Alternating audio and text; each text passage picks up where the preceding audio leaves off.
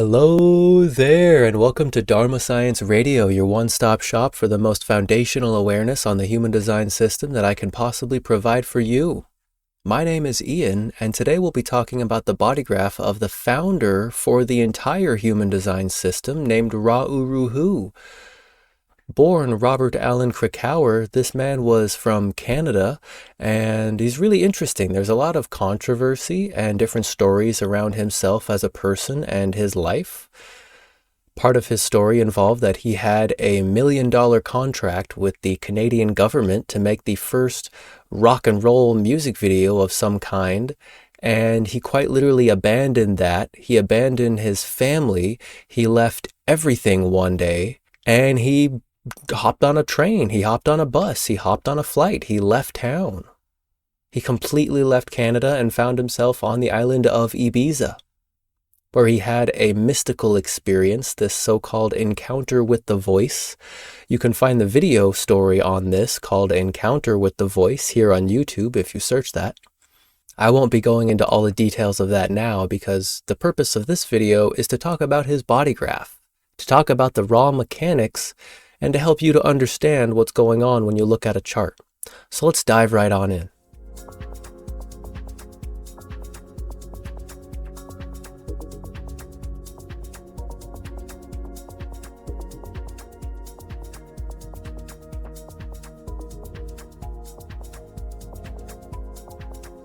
All right here you can see the neutrino design application wherein I have the keynote view and the advanced view substructure included of the resonance mapping. This is where I see all kinds of good juicy details to the left and the right with the body graph here front and center.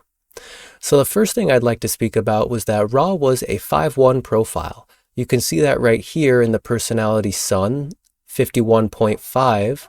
Personality Earth, 57.5, over here in the design Sun, the 61.1, and the design Earth, the 62.1. Now this is a 5-1 profile. The 5-1 is a very interesting profile. The 5-1 marks the beginning of the whole transpersonal process.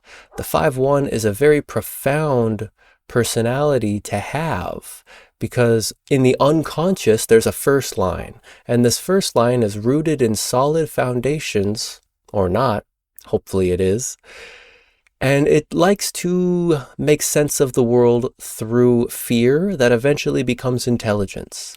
So in his unconscious he had a solid foundation with deep intellectual roots that had an understanding for things. And his personality was the 5th line. Now the 5th line is what makes this profile transpersonal.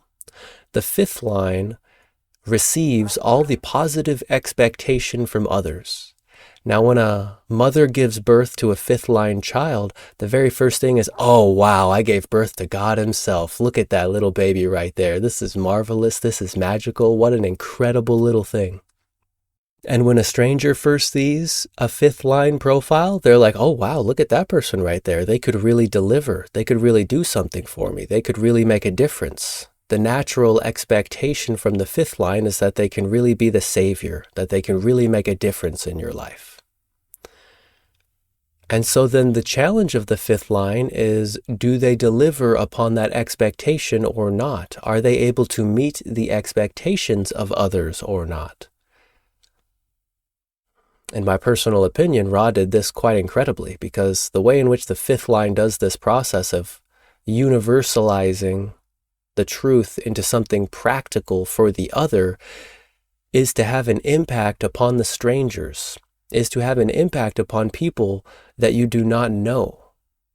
You see, the 4th line is all about having influence opportunistically throughout your network of friends and family, whereas the 5th line here is all about universal practical principles that can influence anyone, and generally works best with strangers.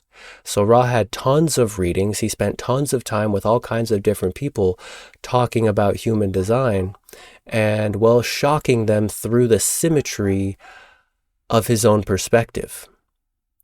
You see, the thing about this 5th line profile, and especially his 51st gate in the 5th line, is that he was able to see the symmetry of life and to deliver a shocking initiation into a new perspective.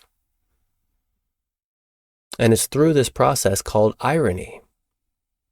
You see, in human design, irony is actually seen as something that is recognizing the inherent transitoriness or the inherent temporariness of things. Oh, it's ironic because it doesn't last forever. You know, it's like this one moment and it's like that in the next. It's always changing. It's always moving. So if you find yourself with a fifth line in your profile, be aware that other people have expectations from you, in case you didn't already know. And it's up to you to decide within your own inner authority. Are these expectations this other person has placed upon me something I wish to deliver, something I'm capable of delivering, something I want to deliver, or not? Because the great danger is if the fifth line accepts an expectation and does not deliver, that destroys their reputation. And I know it's not fair. Life was never meant to be fair. It's too perfect to be fair. These are simply the mechanics of how things happen. And so for the fifth line, everybody expects the best from you. And you're better off being the asshole who says, no, I'm not going to help you, than being the person who says, yes, I'm going to help you, and then failing at it because you can't actually do the work, because you're not actually sharing something practical. Because the thing that happens is with this fifth line and the natural expectation from others is that it builds your reputation. Every time you're able to correctly deliver what is expected from you, you're able to actually universalize something practical for the other. They go, oh, wow, you know, I thought they were amazing. They really were amazing. And now I'm going to let other people know this person was amazing. This was fantastic. We can really trust this person, you know. They're practical, like the general in the back room. They don't need to be around at all times. In fact, it can be detrimental. Too much familiarity can breed contempt. However, for the fifth line to be able to make their impact, to deliver the goods, and then to leave, that separation is very important. To be able to have that universal practical delivery and then to release, to move on, to go to the next step. And so this is what Ra'uruhu was all about, is that he was delivering the most universally practical message he possibly could at every moment. And he has a splenic inner authority. Now this is interesting. Down here in this brown triangle, you'll see the splenic center. This is Ra's, or this was Ra's inner authority, the spleen. This is not about being able to rationalize and explain yourself necessarily. This is about having an instinct, an intuition from the inside. Like if somebody comes up to you and the spleen says, get the hell out of there, Ra would just back up and leave. I got no time to explain to you. I don't owe you anything. I'm not here to tell you everything about me. My spleen said go and I moved. The thing about this spleen is this is the instinctive, this is the instinctual, this is the intuitive, this is the logical taste and judgmentation of survival awareness. This is very existential and it's very much right now. So this can be ducking and dodging something that's coming for you. You know, if a predator comes at you, the spleen, like a spidey sense, ping, respond right now. There's something happening. You have no time to explain. It's simply right now. So if you find yourself with a splenic inner authority, notice that you need to listen for that voice. You need to listen for that signal from the inside. Because it only speaks once. It's not going to be like, hey, you didn't listen to me, something's coming. Hey, you didn't listen to me, something's coming. It's not going to say it over again and get louder and louder and louder, like, say, a sacral or an emotional authority might feel that way.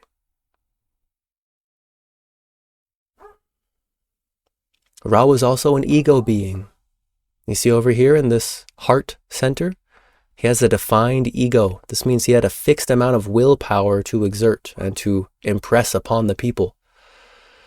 These ego beings well, we get a lot of a bad rap. From the old school spirituality traditions, a lot of it was about getting rid of the ego, destroying the ego death from psychedelics, you know? A lot of people seek to kill their ego. And yet fundamentally, this is abuse of the self. For you see, I've been studying deep into the primary health system, and I've learned through base theory that the ego is actually one of the 5 bases of reality, one of the fundamental dimensions of existence at the most basic level. We're talking about subatomic particles and where those come from. Ego, the heart, is here in order to interpret the neutrino stream that comes from the sun and the stellar background in order to grow and develop a sense of self. Ego is that ability to read and write the Akashic records, if I can put it in another way. It's the ability to interpret life for yourself and to grow your own sense of self from your interpretation of the life force energy that's given to us by the sun and all the other stars out there in the sky. And so if you ever feel like you need to kill your ego, or somebody tells you to get rid of your ego, perhaps consider it's essential to be human. It's one of the factors that differentiates us from the rest of the animals. For the ego may be one of the bases of reality, one of the 5 bases. When it comes to energy centers, it's very deeply human. And so the thing about Ra's ego is that it was defined through this 2551 channel connecting it to the self, which was part of his single definition splenic ego manifestor aura type. And so this 2551 is a design of competitiveness. This is the need to be first. This is the gall, the ego, the willingness, the gonads to jump into the void.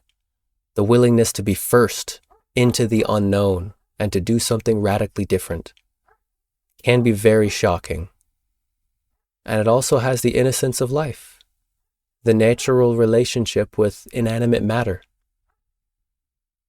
the willingness to participate with life without knowing what will come next, to simply jump into the unknown and to see what happens. And that relates directly to that story I said a moment ago about how he simply abandoned his entire family and his entire life's work and everything his not self was doing because he wasn't happy. He would freely admit this, that before he learned about human design and had his encounter, he didn't like himself. He didn't love himself. It was not somebody who was worthy of love. What he was doing is he was avoiding conflict in truth by being really busy about things that don't matter without ever knowing when enough is enough. He left a long train of, ex-wives and unhappy partners and people who really didn't like him because he was an ugly being. He was so busy avoiding problems by being really busy without ever knowing when enough is enough. I'm sure you've heard of someone like this in your life. Maybe it's you. Once you see it in the mechanics, once you see it in the chart, you notice, maybe there's not something wrong with me. Maybe I was born this way.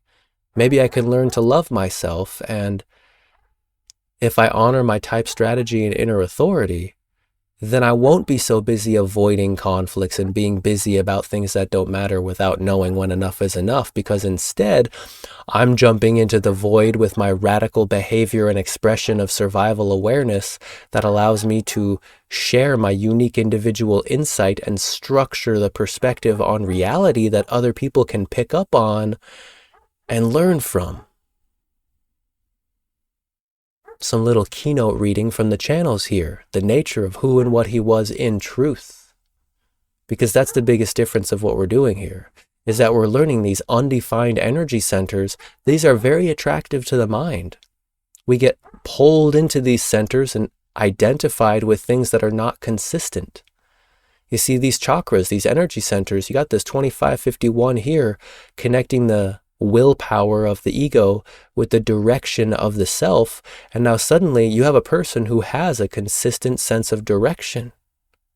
You have a person with this spleen who has a fixed immune system, a strong immune system that he can trust. You have somebody with a defined throat who has their own specific way of communicating. You have somebody with a defined ajna, somebody who has their own specific way of seeing the world, and it's unconscious. I've heard him say so much. I've studied a lot of Ra, and I've heard him say so much about how this 4323, his mind would just start talking. People would ask him questions and he would just make shit up. Something would just come out of him. Not that he had any control of it. People would say he's really intelligent and he's really smart. He didn't have any idea what's going on because this ajna is unconscious in its definition. This fourth gate is in the red unconscious, the 43 is in the red unconscious, and the 23 connecting it to the throat. All unconscious here. It's in the body. Not in the thinking personality mind. It's in the body and the brain that's doing the processing. This busy brain. And so when he learned to trust his impulses, when he learned to actually trust his spleen instead of his thinking mind that would override the impulse with so much information because, well, I really got to avoid these problems. I really just got to be busy. You know, I got this 41, I've got this desire in my unconscious. I've got these fantasies about what I really want, and I'm going to be really busy making it happen. How else does one get $1 million contract with the Canadian government? Well, they're really busy about things that don't matter. And they're a really unhappy person. And then they end up bailing because they're not happy and because that's not their purpose. All because of identification with the thinking mind and amplifying these open center themes into the oblivion of the life. Until finally the trust comes in. You know, he's a manifestor. He was here to inform people of what he was about to do before doing it. And after having his encounter and learning how to be himself in a good way, he lets people know, you know, I'm leaving the room now. I'm going to go to my own space. And then people, oh, okay, that's nice. All right, nice manifestor, kind manifestor. He lets us know. What a difference that makes in the life and for the people all around when we know about our strategy and authority.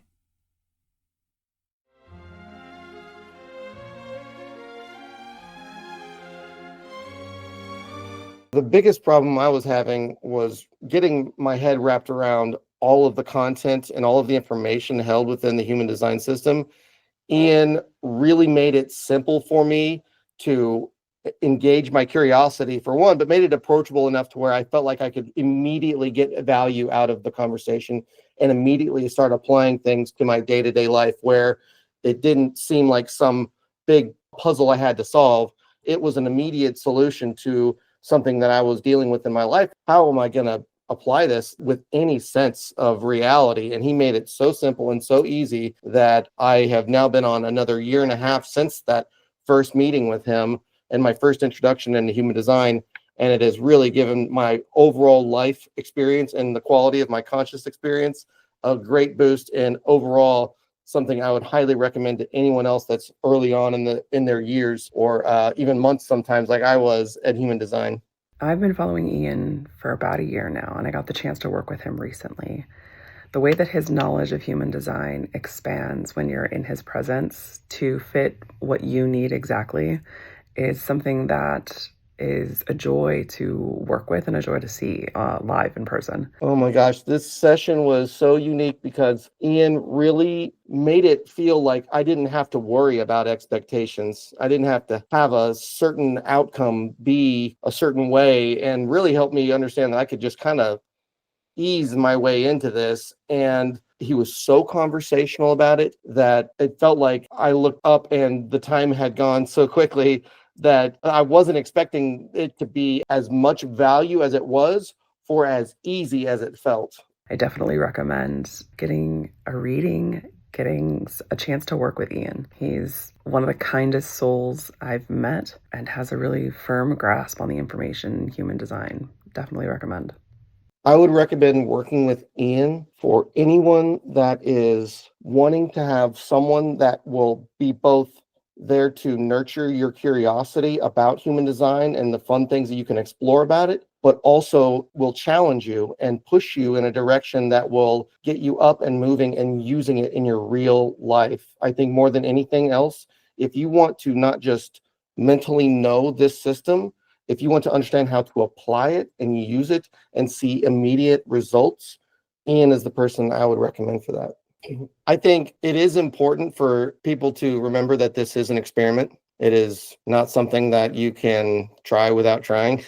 Like you can't get the flavor of something unless you've chewed it up and swallowed it, right? And this is one of those things where Ian does such a wonderful job of making each thing that you're experiencing understandable and allows you to apply it with repetition. So it's not just a one-time thing. You learn how to build really good habits and how to build really good ways to honor your own authority in your own life. And from there, he lets you go and then you can fly. It's pretty remarkable how well he sets up my overall experience within human design for the purpose of changing my life, which it really did.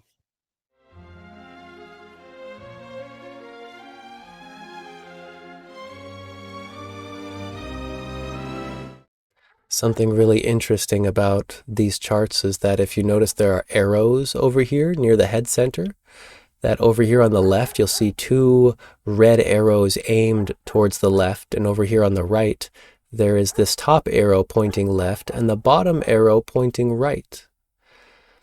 And so these have to do with the variable configuration. This is about the substructure that actually exists underneath the line. And it showcases the type of awareness this person was born to have. And so we see 3 parts aiming left, and then 1 part aiming right. This 1 part aimed to the right. This is what really makes a big difference here in the life. Of course, we have extremes wherein people could be 4 parts left, a quad left, or you could be 4 parts right, a quad right. You could be like me, where half of me is left and the other half of me is right. You could be like Ra, where 3 parts are left and 1 part is right. And when there is this 1 part right, that 1 part to the side that is different from the other 3, this forms a sort of protection in the life, a form of stability that can be relied upon. So how does this get interpreted? Well, you see, this first top left is about the brain system. It means it's very busy, a very busy strategic brain that is always processing information up in here.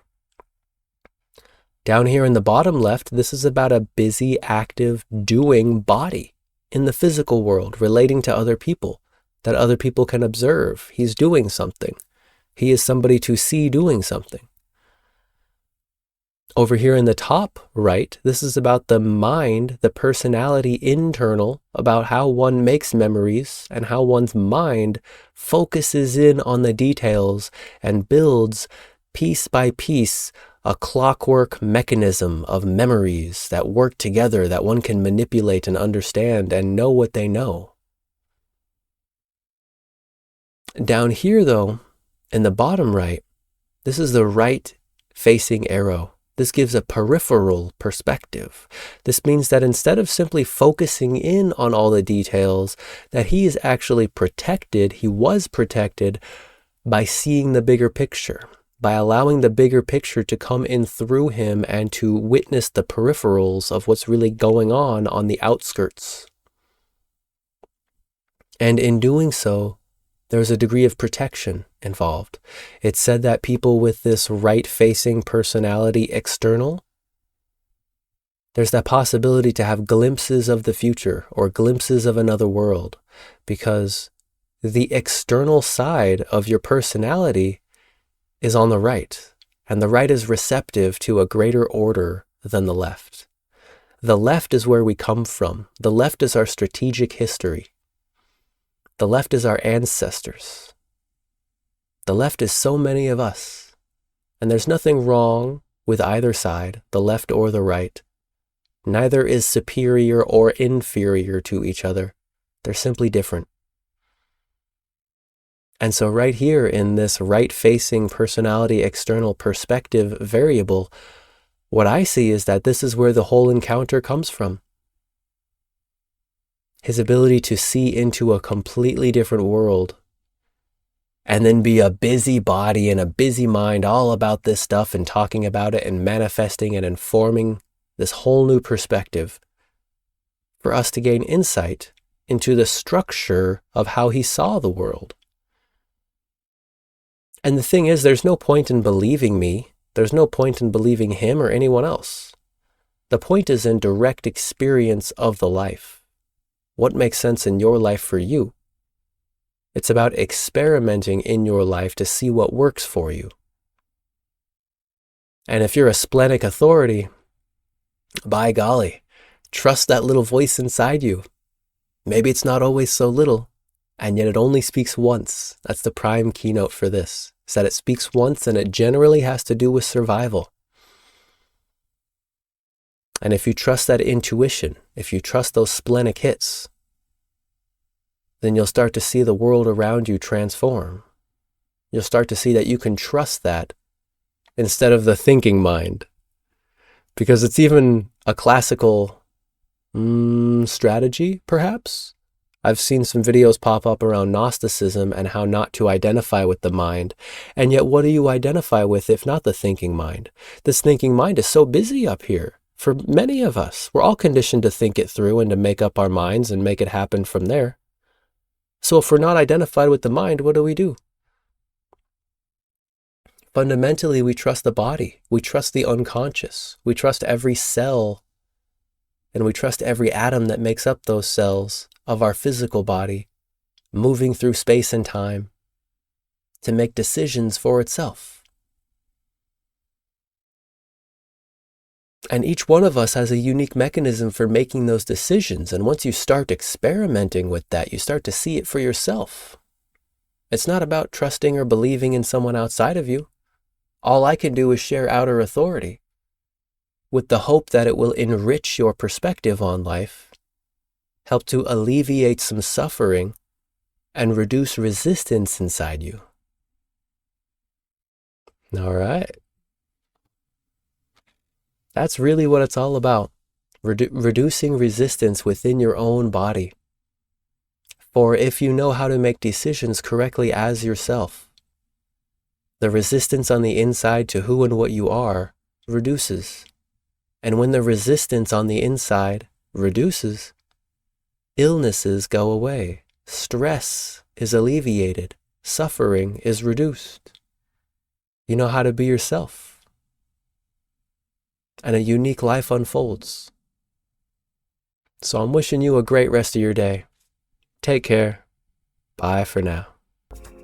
If you have enjoyed the show and would like to learn more about how all of this applies specifically to you, then kindly refer to the link in this video's description, Private Consultation. Here, we can dive into all of the details together in a recorded call. May your signature vibration of satisfaction, success, peace, and surprise find you in a good way.